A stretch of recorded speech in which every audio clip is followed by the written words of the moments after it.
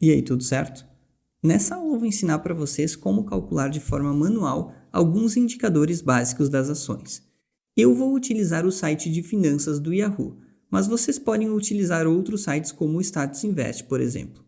Ou, se preferirem, vocês podem baixar os próprios relatórios da empresa no site dela, na seção de relação com investidores. Vocês podem ir no Google e digitar Yahoo Finanças e entrar no primeiro link. Aqui em pesquisar cotação, vocês podem tanto colocar o código de negociação do ativo ou o nome da empresa. Nesse caso, a empresa que eu vou pesquisar é a Alphabet. A Alphabet, para quem não sabe, é a dona do Google.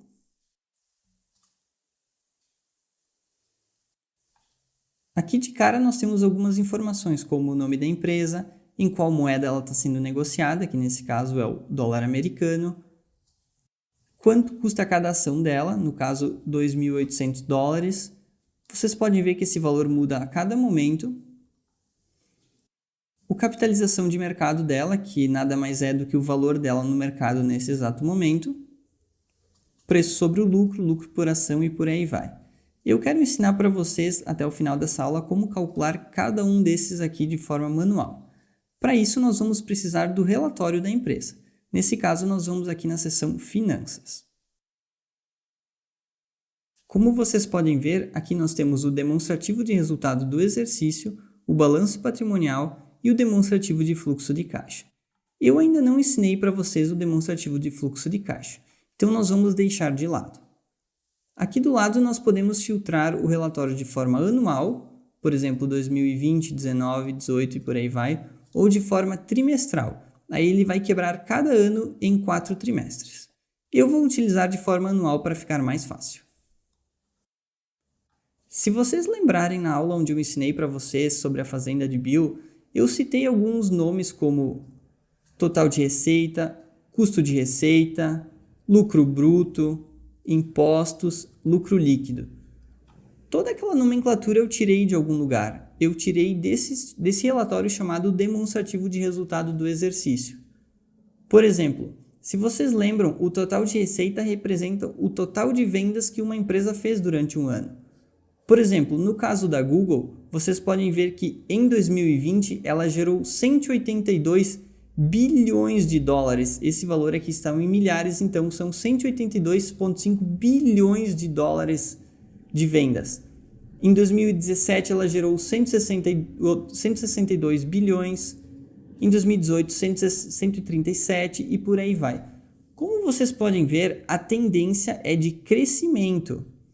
Isso significa que a Google está crescendo, o que é muito positivo. O custo de receita significa quanto a Google gastou para conseguir gerar essa receita. Por exemplo, quanto dinheiro com funcionário ela gastou, quanto dinheiro com matéria-prima ela gastou e por aí vai. Nesse caso, como vocês podem ver, a tendência também é de crescimento no custo de receita. Isso é bem normal, porque como vocês podem ver, a receita também está subindo. Então, não teria problema nesse caso. A diferença entre o total de receita e o custo dela é o lucro bruto de uma empresa. Depois eu ensinei para vocês sobre os impostos. Por exemplo, a Google pagou 7,8, 5,3, 4,2, 14,5. Por que existe uma diferença tão grande de 2017 para 2018? Em 2017, o Donald Trump autorizou uma redução de impostos das empresas de 35% para 21%, por isso que houve diminuição. E por fim, nós temos o lucro. O lucro é o valor que os acionistas da empresa querem ver. Como vocês podem ver, ele vem crescendo também, o que é bem positivo.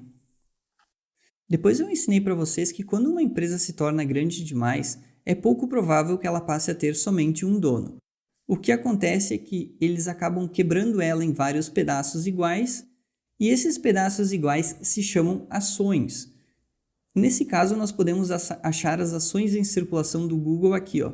Ações médias básicas, 680,8 milhões de ações em circulação. Isso significa que o Google foi quebrado em 680,8 milhões de pedaços. Logo abaixo nós temos as ações médias diluídas. Como vocês podem ver, existe uma pequena quantidade a mais nas diluídas do que nas básicas. Qual é a diferença entre uma e outra? Ações médias básicas são as ações que existem em circulação nesse exato momento. E as ações médias diluídas é quantas ações podem vir a ter caso alguns dos diretores da Google exerçam as suas opções de compra de ações. Por exemplo, alguns diretores da Google, em vez de receber salário, eles recebem opção de comprar ações dela. Se eles quiserem exercer essa opção de compra, a Google vai emitir algumas ações e caso ela emita todas, as ações de circulação vão passar a ser 187 milhões de ações. O que vai acontecer é que você, como acionista, vai ser diluído. Por isso que elas se chamam diluídas.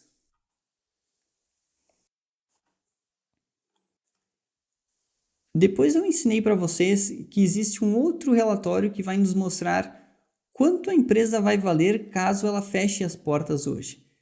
Esse relatório se chama balanço patrimonial. No balanço patrimonial, eu não quero os valores do final de 2020. Eu quero os valores mais atuais possíveis. Então, nesse caso, nós vamos aqui em trimestral. Se vocês se lembram, eu ensinei para vocês que o balanço patrimonial ele era dividido em ativos, que são os bens e direitos da empresa, os passivos, que é o que ela deve para alguém, e o patrimônio líquido, que é o dinheiro dos acionistas. Como vocês podem ver aqui de cara, a Google possui basicamente $3 de ativos para cada $1 de passivo que ela deve. Ou seja, ela possui o triplo de ativos em relação a passivos, o que é muito positivo, significa que ela conseguiria pagar todas as suas dívidas sem nenhum problema. A diferença entre os ativos e os passivos é o patrimônio líquido. Esse é o valor que, caso a empresa seja liquidada hoje, os sócios dela receberiam. Por exemplo, imagine que os donos da Google decidam, não, a gente não quer mais que a Google funcione. Nós vamos vender todos os bens dela, pagar todas as dívidas dela. Esse seria o valor que eles receberiam por ela, 237 bilhões de dólares. Todos os valores que eu falei até agora, eu estava falando da empresa como um todo.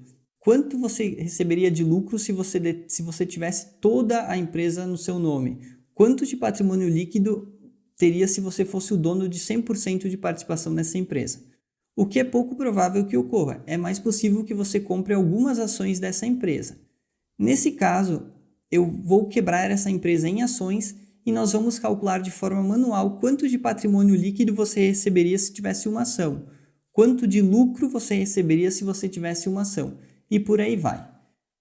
Para fazer isso, eu desenvolvi uma simples planilha aqui, onde nós vamos preencher com os valores e vamos calcular de forma manual. O primeiro deles é o preço. O preço, como eu disse para vocês, pode ser encontrado aqui em cima.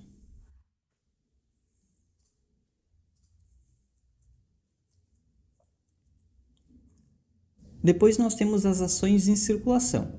Nós podemos encontrar no demonstrativo de resultado do exercício.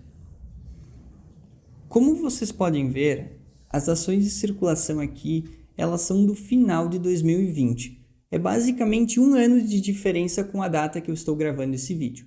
Nós queremos os dados mais atuais, então nós vamos aqui em trimestral. Como vocês podem ver, existe uma pequena diferença de mais ou menos 11 milhões de ações do final do ano passado para a data que eu estou gravando esse vídeo.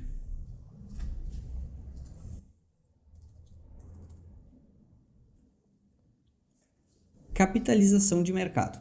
Como eu disse no início desse vídeo, a capitalização de mercado nada mais é do que o preço que a empresa está sendo negociada na bolsa nesse exato momento. Nada mais é do que eu pegar todas as ações dela e multiplicar pelo preço de uma ação. Então vamos lá, pegamos o preço e multiplicamos pela quantidade de ações em circulação, 1,9 trilhões de dólares. Se você quisesse comprar a Google como um todo, você teria que desembolsar esse dinheiro. O lucro. O lucro pode ser encontrado também no relatório demonstrativo de resultado do exercício. Só que se eu continuar filtrando de forma trimestral, Como vocês podem ver, ele vai me dar o lucro por trimestre. O que eu quero é o lucro de forma anual, então eu vou clicar em anual.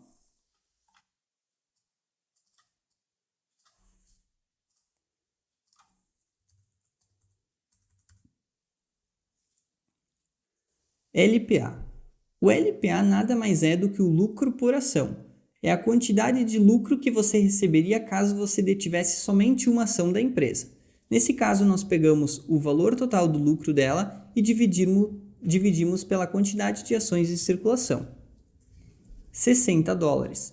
Isso significa que se você tivesse uma única ação do Google, você teria recebido $60 depois de um ano. Vale ressaltar que o Google não paga dividendos, ele não distribui os lucros da empresa. Nesse caso, esses $60 não iriam para sua conta. Eles ficariam lá dentro da empresa e seriam reinvestidos dentro dela no seu nome. O PL. O PL nada mais é do que o preço dividido pelo lucro. A gente pode fazer tanto usando o preço de uma ação e dividido pelo lucro por ação, ou o preço da empresa como um todo e dividido pelo lucro da empresa como um todo. Como vocês podem ver, o valor dá exatamente igual. Se vocês voltarem algumas aulas passadas, eu devo ter falado para vocês que não importa se nós estamos falando da empresa como um todo ou de uma única ação. Ambas estão correlacionadas, porque uma ação nada mais é do que uma fração na qual essa empresa foi dividida. Nesse caso, o que o 47 indica? Significa que se a empresa continuar lucrando $60 por ação por ano, demorariam 47 anos para o investimento retornar para você. Vale ressaltar que o Google ainda está crescendo. Possivelmente, esses $60 passarão a ser $70 o ano que vem, por exemplo, ou mais. Então, esse PL tende a cair conforme o tempo passa. Ativos. Ativos são os bens e direitos da empresa, como eu já disse para vocês. Eles podem ser encontrados no balanço patrimonial. Nós vamos usar de forma trimestral para ficar mais atual.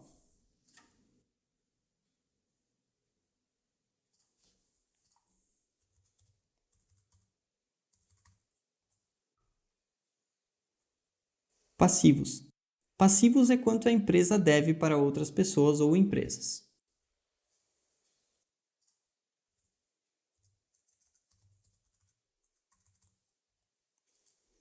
Patrimônio líquido. O patrimônio líquido, como eu já ensinei para vocês, é quanto de dinheiro os sócios da empresa receberiam caso a empresa fosse liquidada hoje. Ele é obtido quando nós pegamos os ativos de uma empresa e tiramos os passivos. E por fim, nós temos o valor patrimonial. O valor patrimonial nada mais é do que o patrimônio líquido por ação. Nesse caso, nós pegamos o valor total do patrimônio líquido da empresa e dividimos pelas ações em circulação. Como vocês podem ver, a cada $2.800 que nós investimos na empresa, que é o preço que ela está sendo negociada nesse exato momento, nós receberíamos $354 de patrimônio líquido dentro dessa empresa.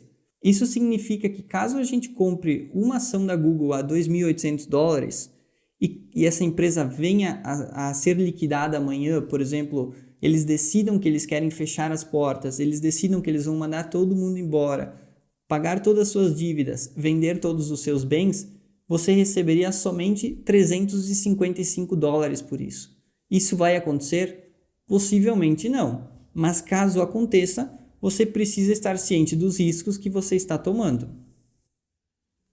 As lições que eu quero que vocês tirem dessa aula são as seguintes. Primeiro, independentemente se nós estamos falando de uma empresa pequena, como a Fazenda de Bill, ou uma empresa gigante como a Google, ambas funcionam de formas semelhantes. Segundo, não importa se nós estamos falando de uma única ação ou da empresa como um todo, ambas estão correlacionadas, visto que uma ação nada mais é do que uma fração dessa empresa. Terceiro, o preço da ação sozinho não diz nada. Ele deve ser comparado com o lucro por ação e o patrimônio líquido por ação. Por exemplo, Suponhamos que o preço da ação esteja $2.800, como aparece aqui, mas o lucro por ação seja de $1.000. Nesse caso, vocês estão pagando somente 2,5 vezes lucro. Seria um baita investimento. Quarto, o patrimônio líquido é o que você vai receber caso a empresa for liquidada hoje. A diferença entre o preço que você pagou por ela e o seu patrimônio líquido, segundo Benjamin Graham, que era o professor de Warren Buffett, é a margem de segurança envolvida nesse investimento. No caso do Google, ela está sendo negociada a 8 vezes o seu valor patrimonial ou o seu patrimônio líquido, o que daria uma margem de segurança muito baixa.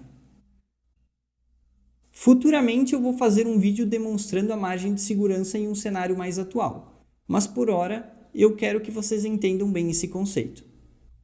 Por hoje era isso. Muito obrigado pela sua atenção e até a próxima aula.